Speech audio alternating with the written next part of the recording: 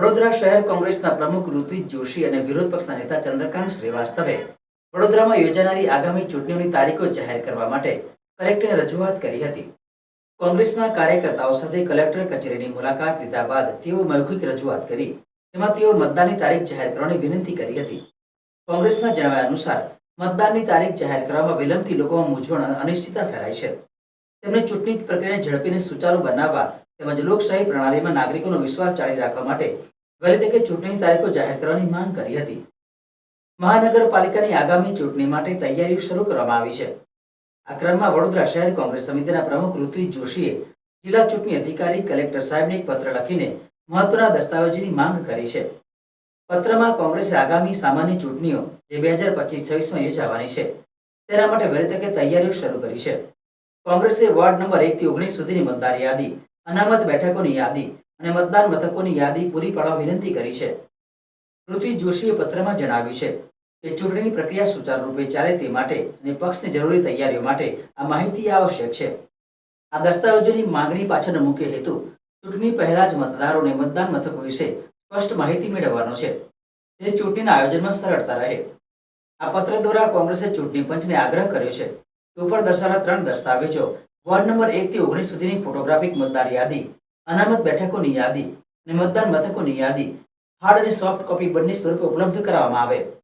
આ માંગણી પરથી સ્પષ્ટ થાય છે કે કોંગ્રેસ પક્ષ વડોદરા મ્યુનિસિપલ કોર્પોરેશનની ચૂંટણી માટે સક્રિયપણે તૈયારી કરી રહ્યો છે। ભાઈ, ગયા વખતે મારા જેવા વ્યક્તિના 2 ઉમેદવાર હારી ગયા। મતદાર યાદીની અંદર બધા ગોટાળા।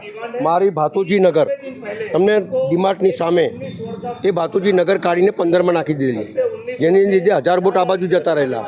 શું મતદાર યાદી બનાવો છો ભાઈ તમે? અમને હરાવવા માટેની મતદાર યાદી બનાવો છો? મરેલા માણસો બી અંદર હોય, સ્થળાંતર કરી ગયેલા એ બી માણસ હોય, તો શું મતદાર યાદી બનાવો છો? સીધું સાદું દેખાય છે કે સત્તાધારી પાર્ટીને જીતાડવા માટેના તમારા પ્રયત્ન હોય છે, પણ આ વખતે જે રીતે રાહુલ ગાંધીને આખા દેશને જગાડ્યા છે, જે લોકોમાં ડર હતું કે ભાઈ આ કરશે પેલું કરશે, उस व्यक्ति ने हिंदुस्तान के तमाम नागरिकों का डर निकाल कर बाहर फेंक दिया है। અને દરેક વ્યક્તિ હવે એવું સમજે છે કે આપણે આ વોટની લડાઈ લડવી પડશે, કારણ કે સત્તા પર બેઠેલા લોકો જીતતા નથી, પણ ડુપ્લિકેટ મતદારો અલગ અલગ એક એક ઘરની અંદર 50-50 મતદારો મૂકી અને અમારા ઉમેદવારને હરાવવા માગે છે। આ વખતે પહેલાંથી જાગૃત થયા છે, લડીશું, ન્યાય મેળવીશું। અને બહુ ઈમાનદારીની વાતો કરો છો ને, અમે તો ઈમાનદાર છે ને બધા ફેસબુક ઉપર કરો છો, તો ઈમાનદારો હોય તો મતદાર યાદી સુધારો અને બેલેટ પેપરથી ચૂંટણી કરાવો। दूध का दूध और पानी का पानी हो जाएगा। ये तो એવું છે, વોટ ચોરવાળાને કંઈ બોલવાનું નહીં। અમે વોટ ચોરી કરીએ છીએ અને કરો જ છો તમે, આ સાબિત કરી આલ્યું છે તમે। એટલે અમારી માંગણી એટલી જ છે કે અમે જે માંગીએ છીએ તે તમે આપો। 3 મહિના પહેલાં અમારા પ્રમુખે કીધું 3 મહિના પહેલાં અમને બધી યાદી આપો, જેથી અમારા કાર્યકર્તાઓ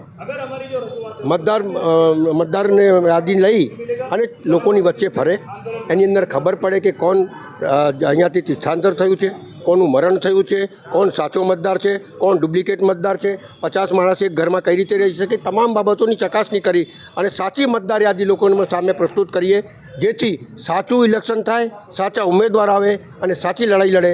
ઈમાનદારની વાતી કરવાની ને જુઠ્ઠાણું ફેલાવવાનું એ સત્તા પર બેઠેલા લોકો કરી રહ્યા છે, એનો સામે અમારો વિરોધ છે।